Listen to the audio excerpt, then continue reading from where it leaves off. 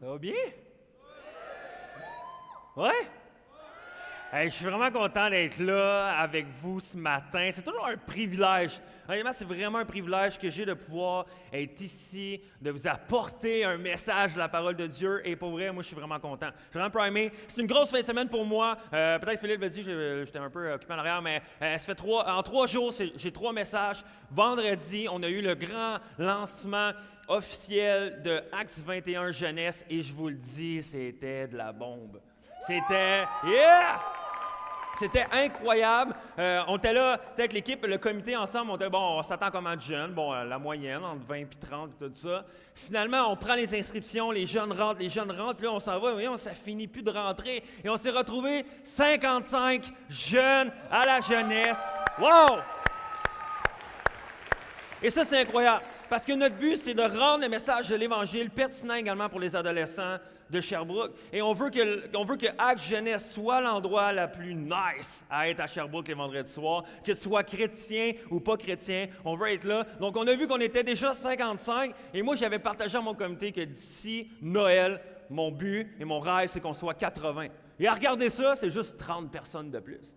C'est juste 30 personnes de plus, fait que moi, je pense qu'on va y arriver. Continuez à prier pour la jeunesse, continuez à prier pour les adolescents. C'est incroyable ce que Dieu fait avec eux. On est en train d'élever une génération de jeunes hommes et de jeunes femmes qui sont passionnés pour Dieu. Et pour vrai, Dieu est en train de faire de grandes choses avec eux. Et si tu n'étais pas là, si tu es un ado présentement, puis tu n'étais pas là vendredi, je te le dis, sois là dans 2 semaines. Parce que maintenant, la jeunesse est aux 2 semaines. Donc, la semaine prochaine, on n'en a pas, mais dans 2 semaines, on en a une rencontre jeunesse. Donc, soyez là. C'est incroyable. Et hier, comme Philippe a dit, c'était RDV. C'était malade également. On a eu 150 personnes de jeunes adultes qui se sont présentés.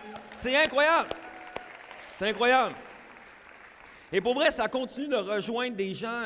J'ai fait les statistiques cette nuit. Et j'ai vu que 75% des gens qui étaient là, c'était leur première fois à RDV. Ça veut dire que plus qu'on continue à faire des choses, on est en train d'aller chercher plein de nouveaux jeunes adultes qui veulent s'intégrer à cette nouvelle communauté-là du rendez-vous et d'apprendre à connaître plein d'autres jeunes adultes et tout ça. Et je vous le dis, Dieu a fait de grandes choses. On a eu des temps de prière ensemble et Dieu agit au milieu de nous, que ce soit les vendredis, que ce soit les samedis, que ce soit les dimanches. Dieu est au milieu de nous, Dieu est encore vivant et Dieu touche encore des cœurs. Est-ce qu'il y a des gens qui trouvent ça incroyable encore ce matin? De voir que Dieu touche des cœurs.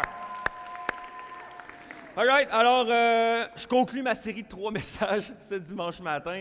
Et j'avais un message à cœur pour vous. Puis là, on est un peu dans un hors-série. Donc, on a terminé la semaine dernière la série Croix. Et la semaine prochaine, on start la vision de Acts 21. Et je vous le dis, ça va être incroyable. Moi, je suis passionné, je suis complètement en feu pour cette nouvelle vision-là et je pense que Dieu va faire de grandes choses et pas à cause de moi, pas à cause de Philippe, mais à cause de nous, Acts 21. Et je pense que Dieu va nous utiliser pour faire une différence dans l'esprit. Donc, super. Donc, je vais juste commencer avec vous. Je vais lire un passage dans la Bible. Et si tu es nouveau ici ce dimanche matin et c'est peut-être... tu as été invité par quelqu'un, un ami ou une amie ou un membre de la famille, et tu ne connais pas vraiment la parole de Dieu. Nous, on croit que la parole de Dieu, c'est la chose la plus exceptionnelle du monde entier. Puis on croit que ce qui est écrit là-dedans, oui, a été écrit il y a des milliers d'années, mais c'est encore pertinent et c'est encore bon pour nous aujourd'hui. Et ça peut avoir encore un impact dans notre vie. Et parce que cette parole-là est vivante et ça touche les cœurs, ça saisit nos cœurs et ça fait une grande, grande, grande différence. Donc, juste vous dire qu'on prend des passages de la Bible puis on essaie de rendre ça actuel aujourd'hui. Comment que les messages qui s'est passé, les choses qui s'est passé avec Jésus, les histoires qui s'est passées dans l'Ancien Testament ou dans le Nouveau Testament peut nous montrer comment on devrait vivre aujourd'hui ou comment qu'on devrait vivre notre vie spirituelle en 2017. Et je vous le dis, lorsqu'on regarde et qu'on applique les choses qui se passent dans ce livre-là, ça change une vie. Ça change notre manière de voir le monde, ça change notre manière de vivre notre quotidien. Et j'aimerais ça qu'on tourne aujourd'hui dans Marc 10. Et on va lire un passage. Et je vous le dis, ça va être vraiment le fun et on va regarder tout au long de cette matinée ensemble. On va décortiquer ce passage-là, à savoir qu'est-ce que Dieu veut nous parler, veut nous dire ce matin à travers ce passage-là. Donc, je vais commencer en lisant. Ils arrivèrent à Jéricho. Lorsque Jésus sortit de cette ville avec ses disciples et une grande OK, là, OK, c'est bon, je recommence. Lorsque Jésus sortit de cette ville avec ses disciples et une grande foule, un aveugle appelé Bartimée, le fils de Timée, était assis au bord du chemin et mendiait. Quand il entre, moi je trouve ça drôle, Timée, je sais pas, Timée, ça me fait rire. C'est comme tu dis, c'est comme dans Petite Vie, en tout cas, bref. Et Timée était assis au bord du chemin et mendiait. Quand ils entendirent que c'était Jésus de Nazareth, ils se mirent à crier, « Jésus, fils de David, aie pitié de moi! » Beaucoup lui faisaient des reproches pour qu'il se taise, mais il criait encore plus fort, « Fils de David, aie pitié de moi! » Jésus s'arrêta. Il dit, « Appelez-le! » Ils appelèrent donc l'aveugle et lui dirent, « Courage, lève-toi, il t'appelle. » Alors il jeta son manteau, sauta sur ses pieds et vint vers Jésus. Jésus lui demanda, « Que veux-tu que je fasse pour toi? » L'aveugle lui répondit, « Maître, fais que je vois de nouveau. » Aussitôt, il put voir, il suivait Jésus sur le chemin. Wow! Alors, j'aimerais ça qu'on prie pour ce dimanche, vraiment que ce passage-là puisse impacter nos vies. Puis il y a quelque chose de ce passage-là qui vient de nous saisir. Et ensuite de ça, on va décortiquer ça ensemble. Père éternel, je te prie vraiment que ta présence puisse être ici, que ton esprit puisse être sur nous et sur moi. Je te prie que les paroles qui vont sortir de ma bouche puissent être claires, précises, et que vraiment ça puisse toucher nos cœurs, ça puisse nous saisir quelque chose dans notre âme, dans notre esprit. Et Père éternel, tu es quelqu'un de vivant. Je sais que tu veux encore sauver des vies ce matin. Je sais que Jésus est encore vivant et qu'il est au milieu de nous. Et Père éternel, je te rends gloire pour chacune des choses que tu fais avec Acts 21, chacune des choses que tu vas faire encore avec Acts 21. Et Père éternel, juste te dire que je t'aime d'un amour passionnément. Passionnément, je t'aime passionnément. Yes, c'est dans ton nom que j'ai prié. Amen. Yeah! Avant d'être vraiment pasteur, que je fasse ça vraiment de ma vie, je travaillais dans le milieu de la sonorisation, du studio, d'éclairage. Je travaillais dans des festivals comme technicien. Je me promenais dans des salles de spectacle, tout ça. Pendant des jours et des semaines, je me promenais, des fois dans plein de places au Québec. Et moi, j'ai rencontré plein de gens, j'ai rencontré plein d'artistes, j'ai rencontré plein de musiciens, tout ça. Mais également, j'ai travaillé dans des foules. Excusez-moi. OK, c'est ça. J'ai travaillé dans des foules et c'était fou. Moi, j'ai vraiment aimé ce job-là. Et de temps en temps, je vais faire encore des petits contrats, tout ça. Mais pour vrai, moi, ce qui me passionnait le plus, c'est à quel point des fois les foules peuvent devenir complètement hystériques. Ils voient juste une simple personne qui a un bon talent, un super beau talent, mais ils deviennent complètement fous, là. Les filles, ça crie « Waouh! » Là, ça veut prendre des photos, ça court, ça se bouscule, ça essaie de tasser toutes les autres pour pouvoir prendre la photo avec l'artiste. C'est pour avoir essayé d'avoir l'autographe de l'artiste. Des vrais groupies. Et dans une foule, c'est fou comment que le monde devient fou. Et moi à chaque fois, ça me saisissait, tu sais. Parce que lorsque j'étais backstage, des fois avec les artistes, j'étais comme, c'est du monde bien normal comme moi, tu sais. Puis là, tout d'un coup, les autres s'en vont sur le stage, et là, je me rends compte qu'ils sont plus bien normal comme moi. Tu sais pas, je mets les foules, moi, cours pas après moi pour des autographes. Puis, cours pas après moi pour prendre des photos. Ça me dérangerait pas, là. Écoute, si à la fin, ça... Non, c'est pas vrai, vraiment pas. Vraiment pas, OK, je recherche vraiment pas ça. Mais vraiment, c'est fou à quel point que, des fois, à travers des foules, genre le monde devient fou, ils veulent voir la personne qui est comme la célébrité, tout ça. Et ça me faisait penser un peu à l'histoire aussi. Jésus marche et s'en va vers, il s'en va vers un autre endroit qu'il veut s'en aller. Et puis là, tout d'un coup, la foule est là. Il y a une foule qui le suit. Et la foule est hystérique. Imaginez-vous, là, quand Jésus marchait et qu'une foule suivait Jésus, c'était incroyable à quel point tout le monde voulait être avec Jésus. Tout le monde voulait parler à Jésus. Tout le monde voulait un autographe de Jésus. Tout le monde voulait prendre une photo avec Jésus. Tout le monde était comme, je veux être avec Jésus. Je veux l'avoir à moi. Je veux y parler. Je veux qu'il prie pour moi. Je veux vraiment qu'il change ma vie. Je veux vraiment voir si c'est vraiment le Fils de Dieu. Je veux vraiment comprendre qu'est-ce qu'il fait. Je veux vraiment qu'il fasse un impact dans ma vie. Je veux être avec lui. Donc, vraiment, à ce moment-là, imaginez-vous, là, Jésus est au milieu de la foule, tout le monde veut être avec Jésus, tout le monde crie, tout le monde genre, veut voir Jésus, puis les disciples sont comme ses bodyguards. Hey, attends un peu, toi là, non. Et là, l'histoire nous raconte que, soudain, il y a un son. Il y a un bruit qui se fait entendre et un cri se fait entendre. C'est pas un cri de pleurs, c'est pas un cri de peur, c'est pas un cri non plus de groupie, genre « Wouhou! » Non, c'est pas un cri comme ça. C'est un cri de foi. C'est un cri d'espoir. C'est un cri qui crie vraiment à l'aide. Et on entend dans la foule un cri qui s'élève. L'histoire nous raconte ça. Et le cri, c'était qui? C'était Bartimée. Et là, Bartimée, dans cette histoire-là, sait que Jésus est dans le coin. Et on l'a vu, Bartimée est aveugle, mais il sait que Jésus est dans le coin. Il entend qu'est-ce qui se passe, puis il sait que, il commence à être dans la présence de Dieu. Il s'en va pour être dans la présence de Dieu. J'aimerais en commençant vous dire quelque chose. Peut-être une phrase choc, mais vous allez voir. C'est pas parce que tu es dans la présence de Dieu que tu vis automatiquement un changement dans ta vie. C'est pas parce que tu te retrouves dans la présence de Dieu que ta vie est automatiquement transformée. Ça prend un relâchement, ça prend une action de foi pour pouvoir même rencontrer Dieu. Et parce que vous pouvez voir, pour des gens qui sont habitués de venir à Acts, ou peut-être c'est votre première fois, mais des fois, vous allez vous rendre compte que tout d'un coup, des fois, on va chanter des chants, il va se passer quelque chose, puis là, il y a quelqu'un qui va se mettre à pleurer. Ou des fois, il y a quelqu'un qui va se mettre à lever les mains. Comment? Il y a quelqu'un après ça qui se met à crier de joie. Wouh! Et là, t'es comme, OK, puis là, tu peux être à côté, faire comme, pourquoi tu pleures? Je comprends pas. Pourquoi tu lèves tes mains? Qu'est-ce qu'il y a en haut? Je comprends pas pourquoi tu lèves tes mains. Pourquoi tu cries de joie?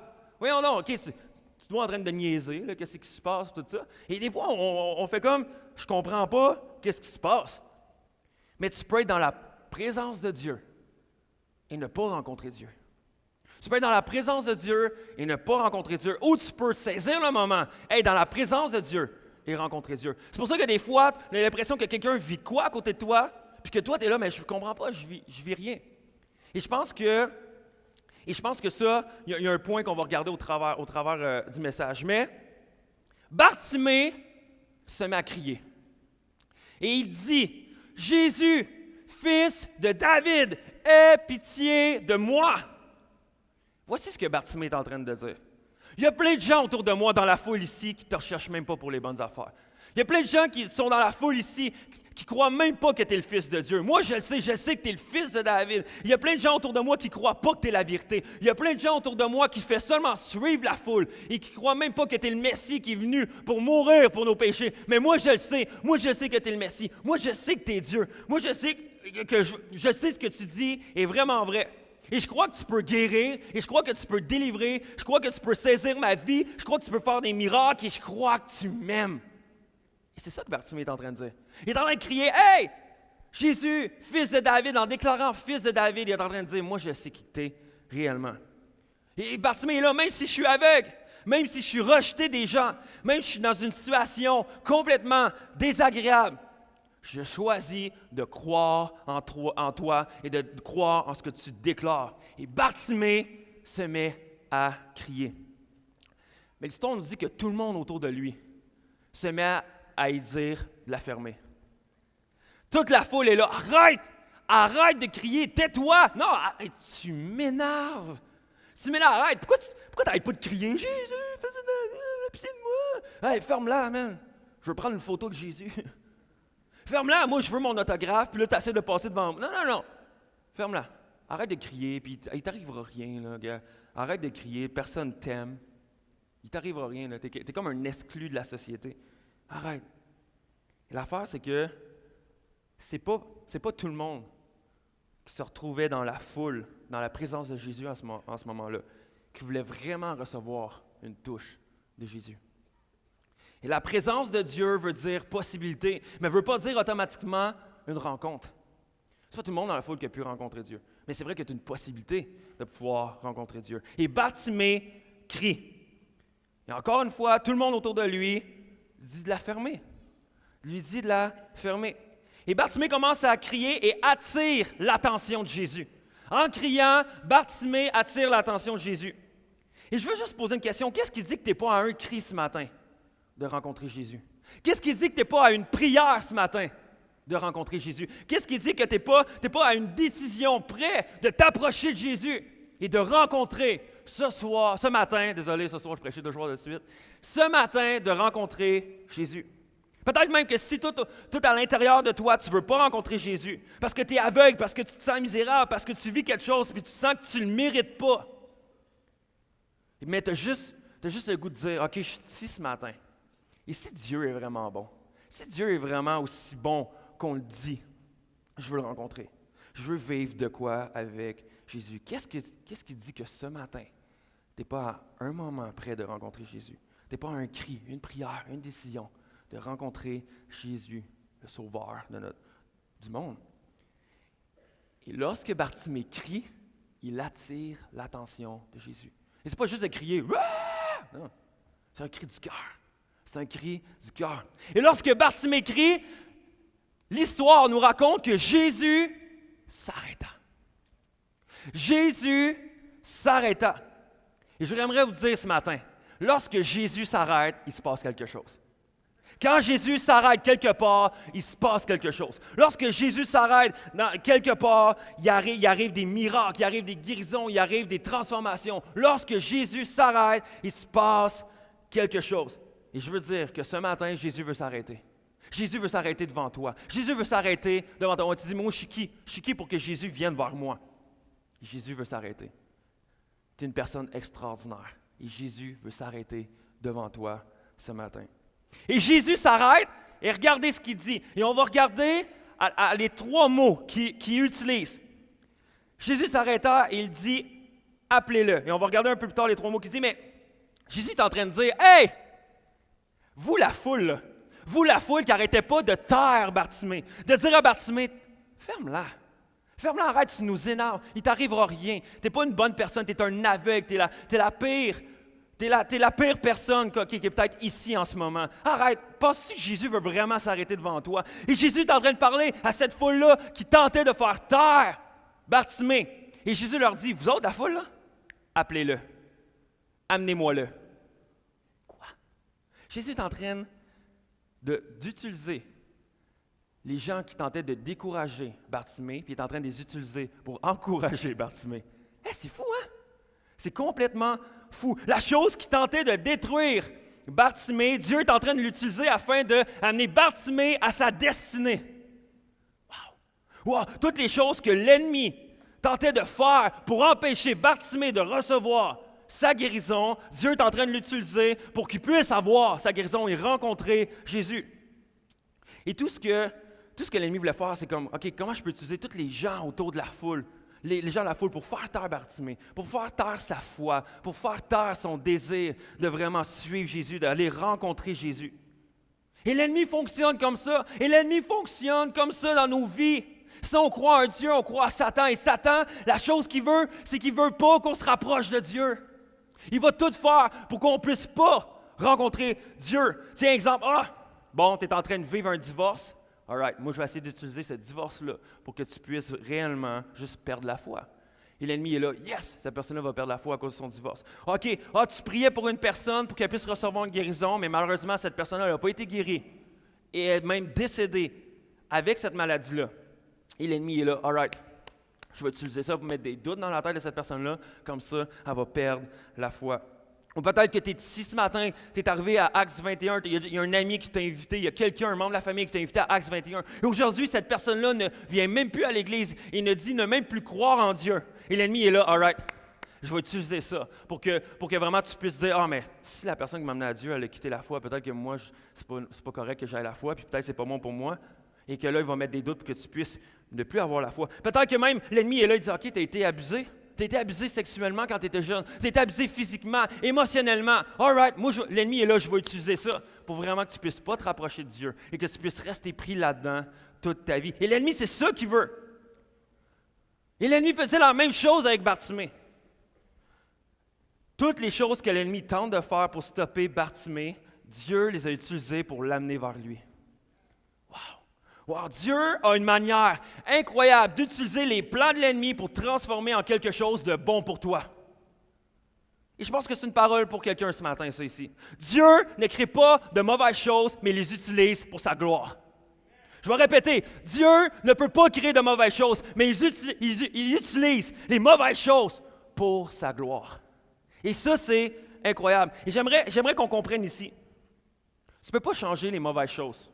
qui est arrivé dans ta vie. Tu ne peux pas changer les mauvaises choses qui est arrivé dans ton passé.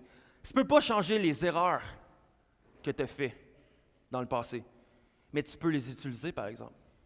Tu peux les utiliser, par exemple. Tu peux pas changer le fait que tu as déjà, déjà été abusé. Tu ne peux pas changer le fait que tu as déjà consommé. Tu ne peux pas changer le fait que tu as déjà eu le cœur brisé continuellement. Tu ne peux pas changer plein d'affaires, mais tu peux les utiliser, par exemple, parce qu'il y a quelqu'un à ton travail qui a besoin d'entendre. Il y a quelqu'un à ton école, à l'université, au cégep, qui a besoin d'entendre le miracle que Dieu a fait dans ta vie. Il y a quelqu'un à ton travail qui a besoin d'entendre « Hey, si Dieu a fait ça pour moi, il peut le faire pour toi. Si Dieu a utilisé sa grâce pour moi, il peut le faire pour toi. Si Dieu me guérit, il peut te guérir toi aussi. Si Dieu a transformé mon cœur, il peut guérir ton cœur à toi aussi. » Est-ce que vous croyez qu'il y a des gens autour de vous qui ont besoin d'entendre ça? Come on, Axe! Yes! J'aimerais juste te dire, on ne doit pas se laisser décourager par les épreuves qu'on vit dans notre vie.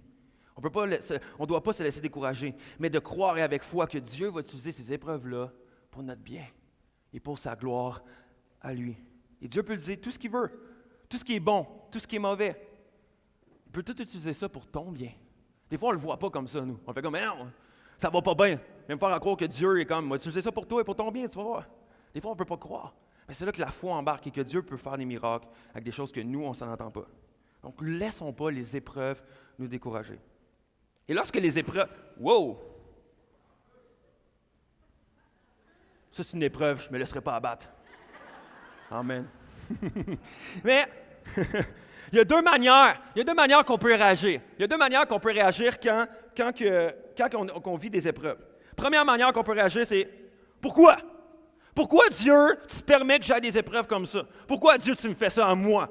Pourquoi? Pourquoi Dieu, tu fais ça? » Ou la deuxième manière qu'on peut réagir, c'est « OK, qui a besoin d'entendre mon témoignage? Qui a besoin d'entendre ce que Dieu est en train de faire dans ma vie au travers de ces épreuves-là? Qui a besoin d'entendre ce témoignage-là parce que je ne laisserai pas l'ennemi gagner sur ma vie? Je ne laisserai pas l'ennemi gagner sur ma vie. Et l'affaire, c'est que j'ai vu trop souvent l'ennemi et avec le péché ravager la vie des gens. Trop souvent. Trop souvent. Et c'est pour ça que moi, je crois qu'en tant que chrétien, en tant qu'enfant de Dieu, on doit se lever. Et on doit être solide et on doit être enflammé pour ne pas laisser l'ennemi vaincre sur notre vie. Et la foule, lorsqu'il appelle Bartimée, la foule dit trois choses. OK? On va regarder à ces trois choses-là. La première chose que la foule dit, c'est « Courage! Courage! » Tu peux mettre la prochaine slide en passant? Il est écrit courage. C'est ça, après ça, courage. Et, yes, OK. J'aimerais vous dire qu'au travers le courage, et je pense que Dieu veut nous parler au travers le courage. Parce que je pense que notre génération, surtout la mienne et la plus jeune à venir, mais même la génération plus vieille que moi également, on est affecté qu'on peut tout faire par un simple clic. On peut tout faire rapidement. Et moi, j'aime ça. Moi, je me dis, hey, je peux aller magasiner ou je peux aller sur Internet en un clic seulement. Pas besoin de prendre mon char, pas besoin de me déplacer, pas besoin de prendre 2 heures pour tout faire ça. Ça va me prendre 3 minutes. Je vais aller sur Amazon, je vais cliquer ce que je veux. Ça va être livré chez nous dans 2 ou 3 jours. Puis après ça, je suis satisfait. Et pour vrai, notre génération a été élevée là-dedans, a été continuellement élevée là-dedans. Et là, on devient paresseux. On devient comme on veut tout rapidement comme ça. On veut tout rapidement. Et même nous, même notre culture, notre société s'en vient comme ça. On veut tout de suite, rapidement. Et pour vrai, c'est un peu dangereux. Même à la maison, on rouvre notre garde-manger, puis on a du café instant, on a du riz minute. Et qu'est-ce que ça crée? C'est que même dans notre vie spirituelle, on veut ça. On veut de la prière instante, on veut des guérisons instants, on veut vraiment, on veut voir des miracles tout de suite. Mais c'est vraiment comme ça se passe avec Jésus.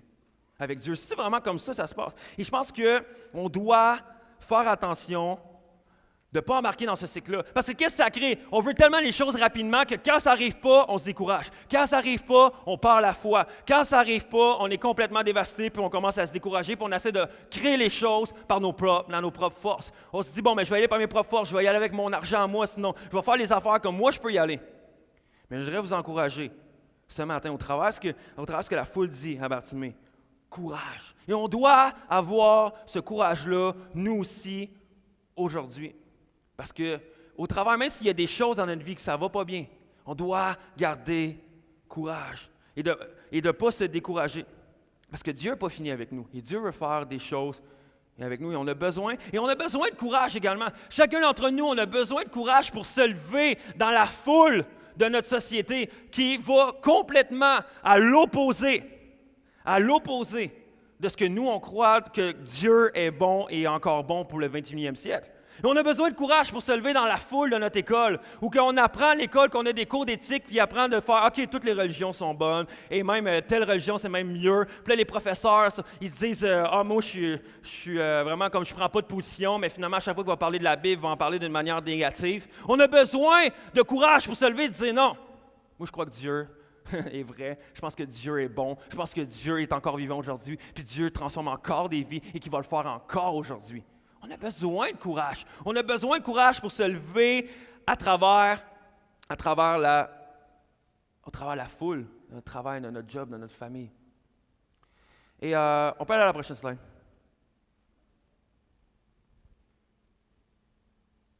On peut aller encore. Ah, on est rendu là. OK. Et la prochaine slide qui dit, et la foule dit courage, et après ça nous dit, prochaine slide. Ah! Donc, Jésus s'arrêta et dit, appelez-le. Ils appelèrent donc l'aveugle et lui disaient, courage, lève-toi, il t'appelle. Et là, ça nous dit, alors, Bartimée jeta son manteau, sauta sur ses pieds et vint vers Jésus. Enleva son manteau, sauta sur ses pieds et vint vers Jésus. OK, ça, c'est le genre de verset que quand tu lis ta Bible, tu sautes par-dessus parce que ça semble être une information non pertinente. Tu es là, il enlève son manteau. OK. Il enlève ses bottes aussi, tu sais.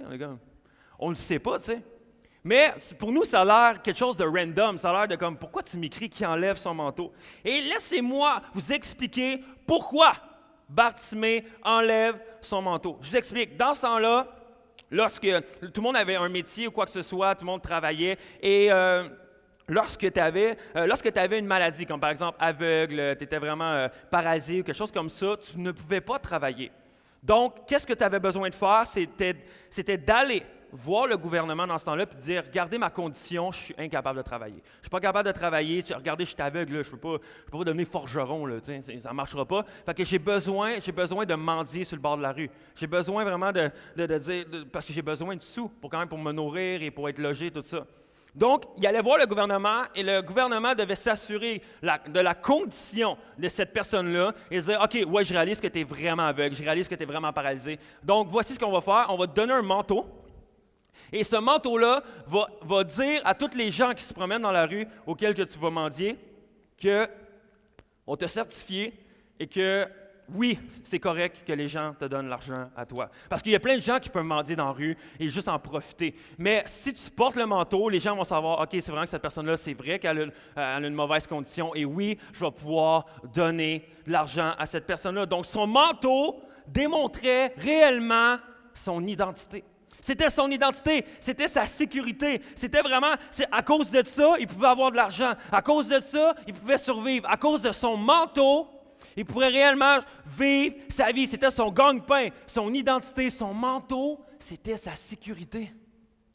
C'est qu'est-ce qui y assurait de survivre. Et l'histoire nous raconte que, en allant vers Jésus, Bartimée a enlevé son manteau, puis l'a jeté. Et j'aimerais juste porter une petite allusion aussi. L'histoire ne dit pas que Bartimée a enlevé son manteau, puis l'a gardé dans ses mains en allant voir Jésus. Bartimée a jeté son manteau. A jeté son manteau. Ce que je vais vous expliquer, c'est que Bartimée ne s'est pas gardé un plan B. Bartimée ne s'est pas gardé un plan B. Il s'est dit, je vais aller voir Jésus. Et d'un coup que ça ne marche pas ce que je veux, mais au moins j'ai toujours mon manteau. J'ai toujours mon manteau pour dire, d'un coup que ça ne marche pas, puis d'un coup qu'il ne me guérit pas, ou d'un coup, comme ça au moins je vais pouvoir remettre mon manteau, puis retourner dans mon ancienne identité que j'étais, puis comme ça, ou même si des fois ça ne me tente pas, j'aimerais ça avoir un petit peu plus d'argent ou quoi que ce soit, alors écoute, j'ai toujours mon manteau, comme ça, j'ai toujours un plan B si le plan A ne fonctionne pas. Et je pense que nous, c'est la même chose. On a des manteaux dans notre vie et on doit apprendre à délaisser ces manteaux-là, qui étaient de notre ancienne identité. Si ce matin, et là je parle aux gens qui ont déjà déclaré de donner leur vie à Dieu et de suivre Jésus et de dire Jésus est mon sauveur et je veux le suivre, c'est mon Seigneur et c'est mon maître et je veux le suivre, tu dois délaisser ton manteau.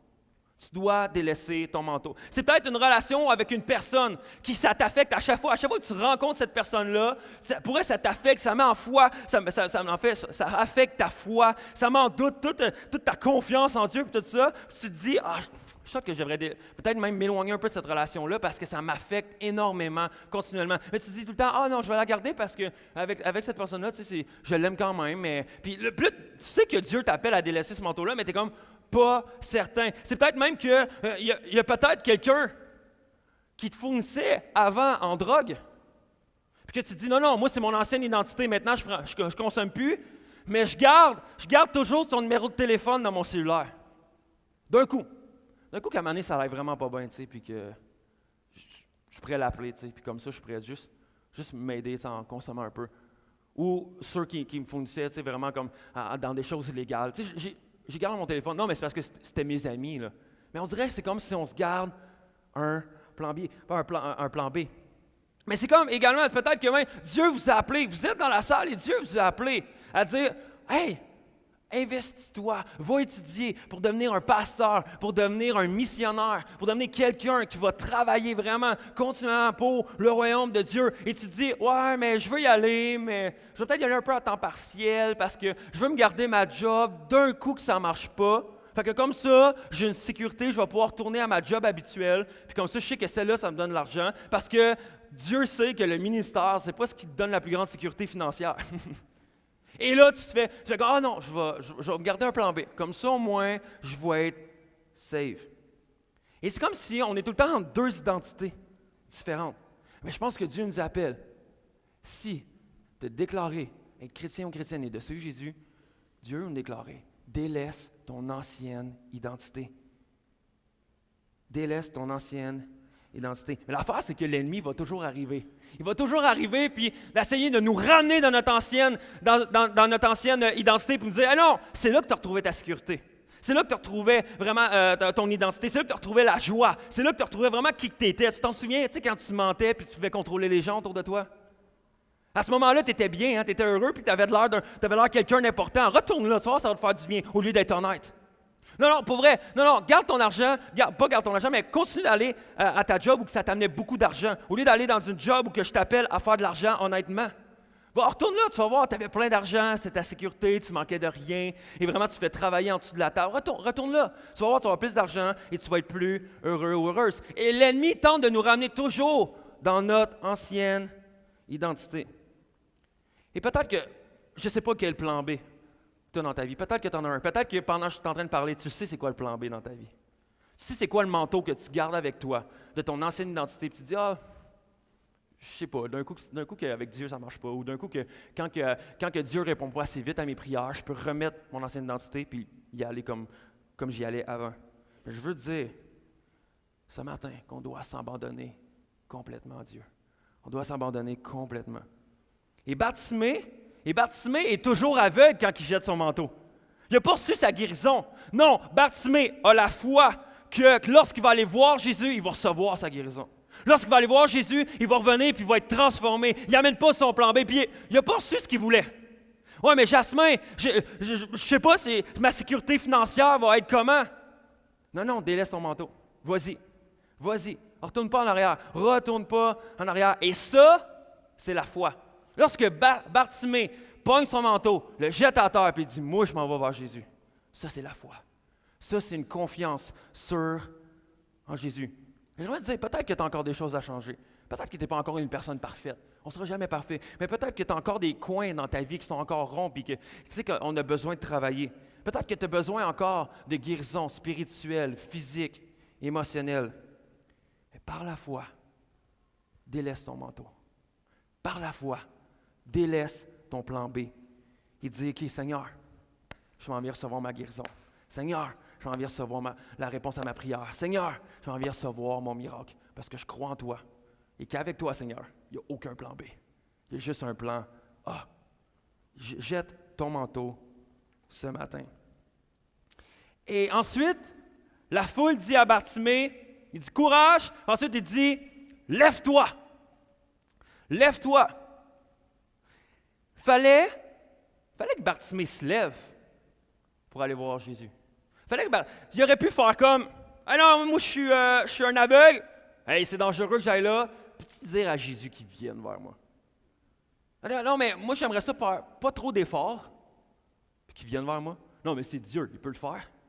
C'est Dieu, il peut le faire. Ouais, on a besoin de se lever. On a besoin, chacun d'entre nous, de se lever.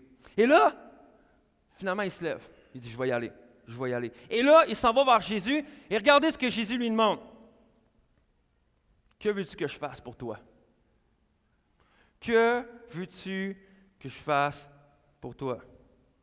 Et il lui dit, c'est quoi ton besoin? Dis-moi ce que tu veux, je peux le faire. Et des fois, on peut vivre une vie comme stable, sans vision et sans but. On peut être aveugle même dans notre vie. Parce qu'on n'ose pas demander ce que l'on devrait réellement avoir. On n'ose pas demander ce qui est vraiment sur notre cœur ou ce qui risque vraiment de nous transformer. Et Jésus lui demande, « Hey Bartimée, qu'est-ce que tu veux? Qu'est-ce que tu veux que je fasse? » J'imagine Bartimée faire comme, « Tu me niaises-tu? » Tu sais, dans ce temps-là, il n'y avait pas des belles lunettes noires Ray-Ban, là. Non. Dans ce temps-là, les yeux étaient sûrement genre, ça ne marchait pas. Il voyait bien qu'il était aveugle, là. OK? Il voyait bien qu'il était aveugle. Puis là, t'as comme Jésus, « Hey, qu'est-ce que tu veux que je fasse pour toi? » Puis là, Bartimée, mais là, c'est évident, hein? Amène-moi une crème en glace. Non.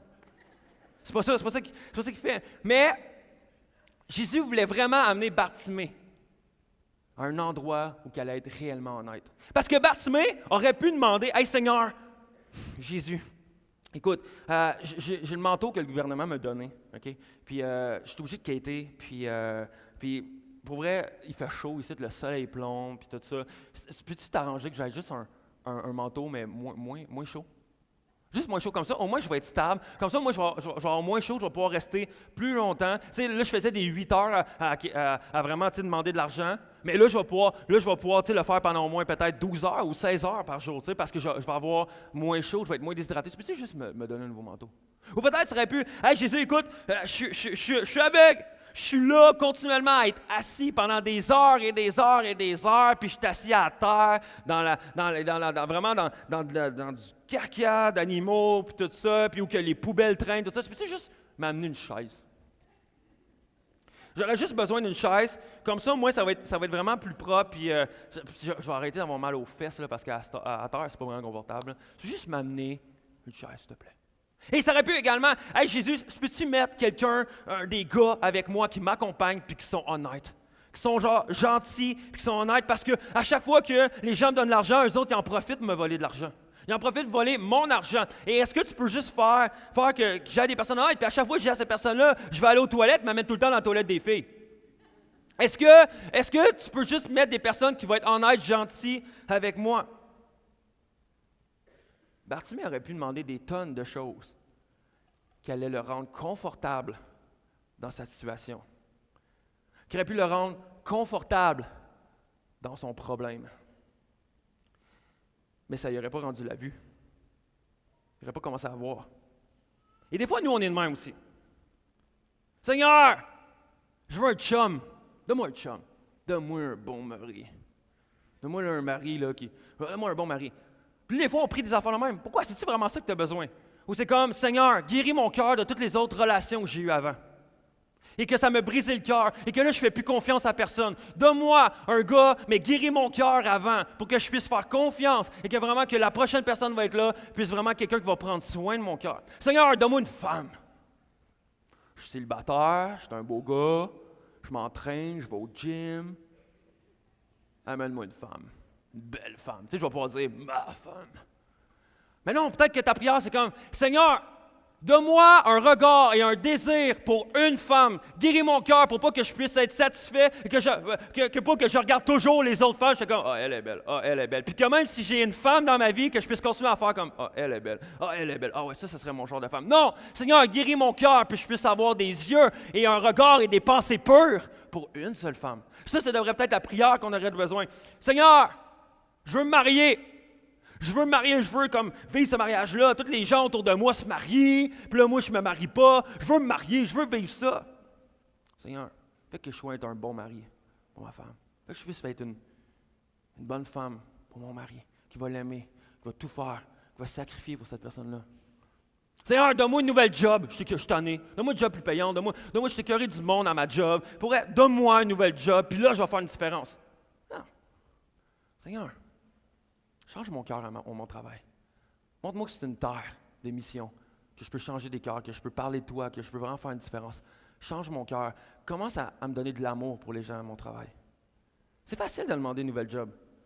C'est plus difficile de demander d'aimer les gens de notre job. Est-ce qu'on prie réellement pour des bons besoins? C'est quoi notre bon besoin? Et l'affaire, c'est qu'on demande souvent à Dieu des choses qui vont nous rendre confortables, mais ça ne donnera pas plus une vision à notre vie. Ça ne donnera pas plus des plans. Ça ne changera pas réellement notre vie. Et Bartimée va répondre à Jésus. « Maître, fais que je vois de nouveau. » Et si vous remarquez bien, cette phrase-là veut réellement dire « j'ai déjà vu ».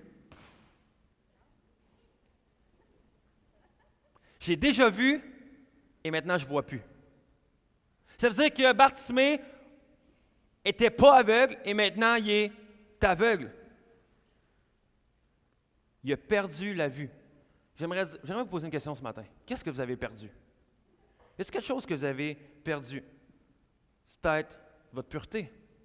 Vous avez perdu votre pureté. C'est peut-être votre confiance en vous-même, en votre identité de dire « je suis un enfant de Dieu ». Et là, on dirait que je n'ai plus cette confiance-là. Peut-être que vous avez perdu la foi. Moi, j'avais la foi que Dieu pouvait faire plein de choses dans ma vie, des changements, des miracles, des guérisons, répondre à mes prières. Mais là, on dirait que je perds la foi, je perds espoir. Qu'est-ce que tu as perdu? Ça peut être ton amour pour Dieu.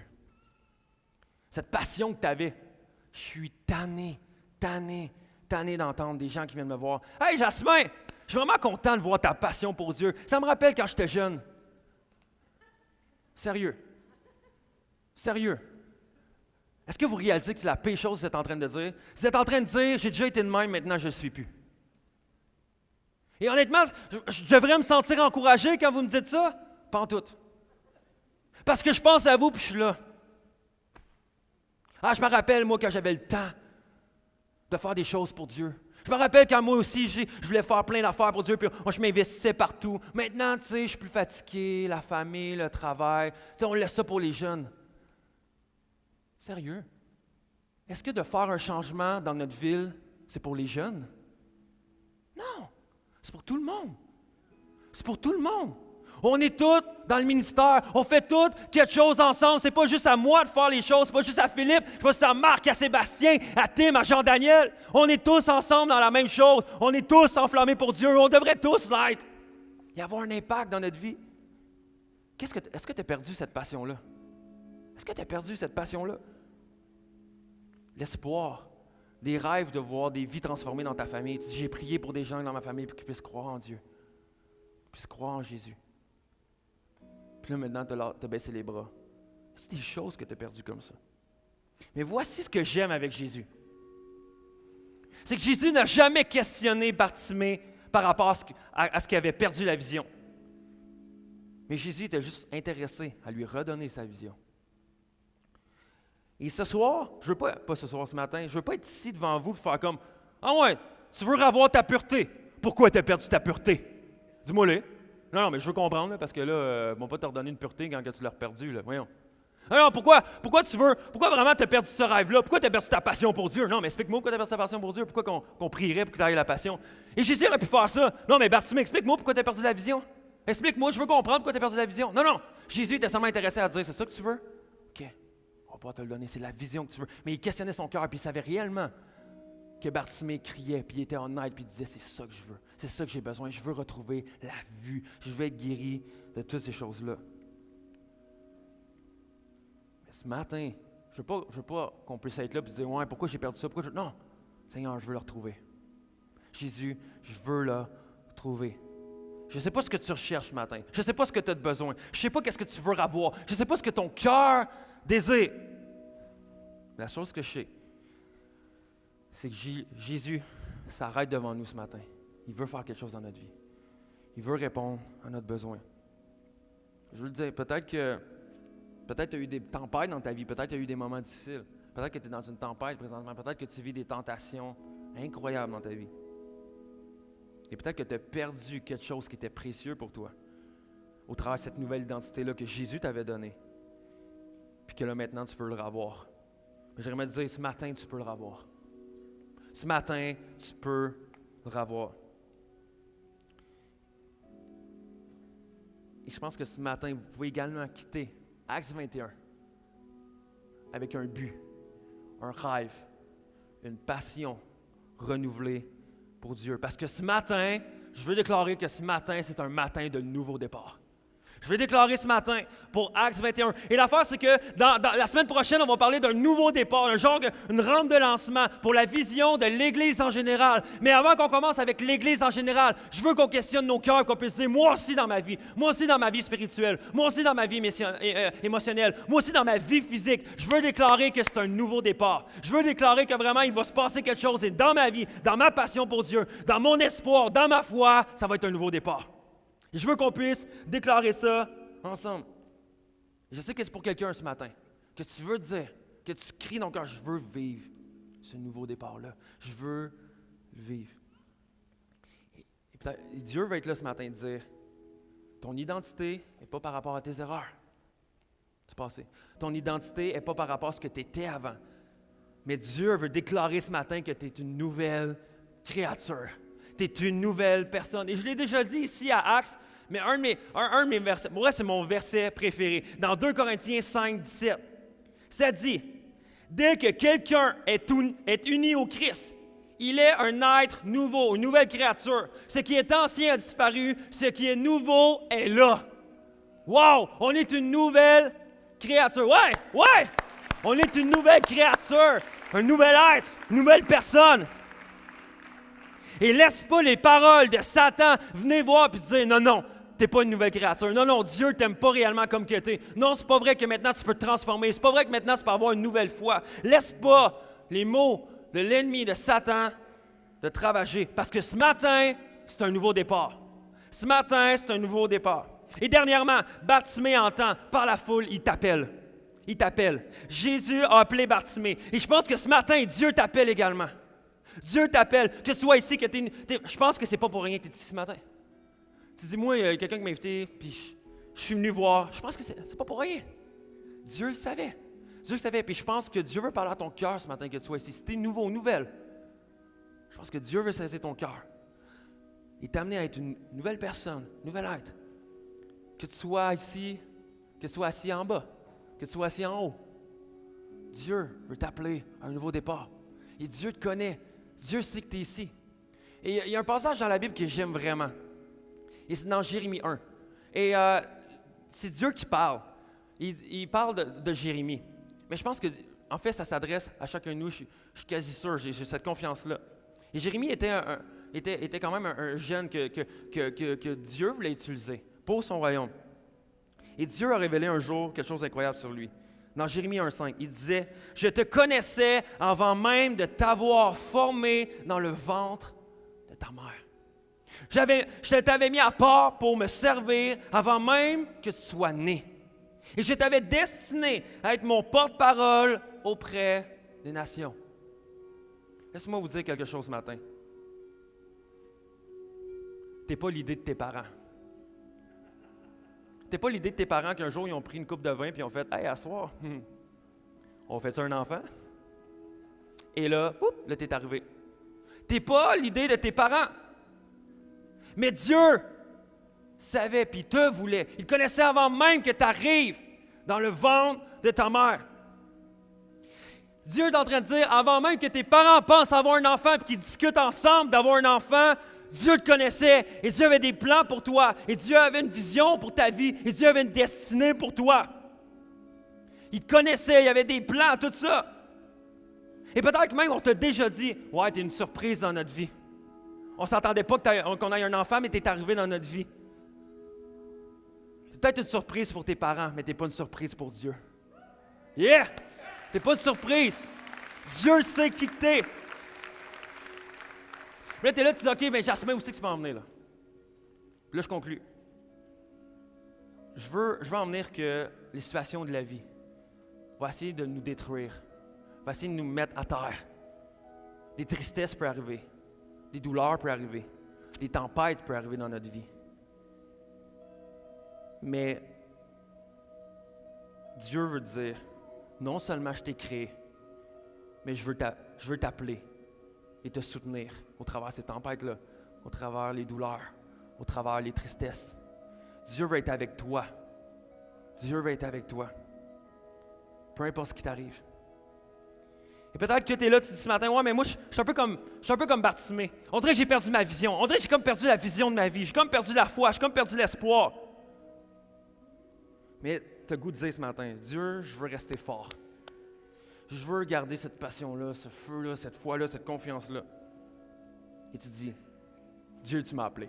Et j'aimerais te dire ce matin, je conclus, Dieu t'a appelé. Ce matin, je ne connais pas ton passé, mais je sais que Dieu t'appelle. Pour ce matin, je ne sais pas ce que tu vis, mais Dieu t'appelle. Je ne sais pas c'est quoi les pensées que tu as dans ta tête en me regardant présentement. La seule chose que je sais, c'est que Dieu t'appelle ce matin. Dieu t'appelle. Car ce matin, je pense que tu as la chance de quitter ce lieu dans la pleine possession de ta nouvelle identité en Christ. Ta nouvelle identité en Jésus. Et de quitter ce lieu avec une nouvelle vision pour ta vie. Tu peux quitter ce lieu avec de nouveaux rêves. Tu peux quitter ce lieu avec des guérisons. Tu peux quitter ce lieu avec des erreurs de ton passé qui deviennent des témoignages pour les gens autour de toi. Tu peux quitter ton ancienne identité et reprendre en main ta nouvelle identité. Tu peux quitter ce lieu en disant, ce matin, je vais quitter Acts 21 en délaissant mon plan B et je vais seulement m'attacher au plan A qui est Jésus. Mon plan A est Jésus et je délaisse tous les plans B, C, D, E, X, Y, Z. Je délaisse tout ça pour que je devienne avec un seul plan qui est Jésus et Jésus seul. Et ce matin, tu as la chance. Tu n'as pas la chance, en fait, c'est comme tu as le choix. Soit que tu décides d'être dans la foule de Acts 21 puis de dire, je viens ici, je veux juste voir ce que Dieu va faire, ce que Jésus va faire. Ou tu as la chance de dire, non, moi je me tiens dans la foule et je vais crier à Jésus. Je vais prendre une décision pour Jésus. Je vais vraiment prier à Jésus pour qu'il se passe quelque chose. Peut-être qu'il y a des gens ici qui ne rencontrent pas Dieu, mais tu vas dire, moi, je viens ici puis je rencontre Dieu un matin. Il y a quelque chose qui va prendre place, je vais quitter la foule de Acts 21 et je vais quitter avec une touche de Dieu. Je vais quitter avec une touche de Dieu. Alors ce soir, ce matin, je veux déclarer sur votre vie, chacun d'entre vous, courage, lève-toi, il t'appelle. Courage, lève-toi, il t'appelle. Courage, lève-toi, il t'appelle. Jésus t'appelle ce matin. Et je veux vous dire, je veux prier pour toi ce matin que tu es ici et que tu n'as jamais rencontré Jésus, que tu es peut-être ici, il y a quelqu'un qui t'a invité. J'aimerais te dire, Jésus t'appelle. Et il n'est pas trop tard, il est encore le choix ce matin de dire, Seigneur, je veux apprendre à te connaître. Jésus, je veux savoir qui tu es. Et c'est ça la bonne nouvelle, c'est que Jésus nous appelle. Pourquoi? Parce que la Bible nous déclare que Dieu nous a aimés le premier. Et c'est pour ça que nous, on peut l'aimer en retour. Parce que Jésus est mort pour nos péchés, est mort à la croix, pour afin qu'on puisse croire en lui. Et en croyant en lui, on a accès à la vie éternelle. Et on peut vivre tous ces changements-là, ces miracles-là, ces guérisons au travers de la foi. Et je veux ce matin te déclarer, la foi est ici ce matin. Tu peux saisir cette foi-là en Jésus. Et de partir d'ici en étant assuré, en ayant l'espoir, la confiance et l'espérance en ta nouvelle identité. En Jésus. Si ce matin, tu es ici et tu n'as jamais pris la décision de donner ta vie à Jésus, je veux te laisser la chance de le faire. Et te dire, courage, lève-toi, il t'appelle. Jésus t'appelle ce matin. Jésus t'appelle. Il suffit de dire oui. Il suffit de dire oui, Seigneur, je crois que tu es mort pour mes péchés. Oui, Seigneur, je crois que tu veux faire une différence dans ma vie. Oui, Seigneur, je veux saisir et je veux croire que tu es l'unique Dieu sur la terre et que tu m'aimes d'un amour incroyable. Il dit, je veux quitter ce lieu avec une nouvelle identité, avec les erreurs de mon passé, dans mon passé. Et que maintenant, je saisis les choses nouvelles. Est-ce que tout le monde peut se lever ensemble, s'il vous plaît?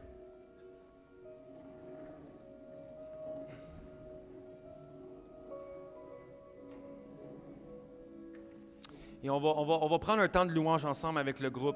Mais avant qu'on prenne un temps de louange, je veux qu'on puisse prendre cette décision-là ce matin.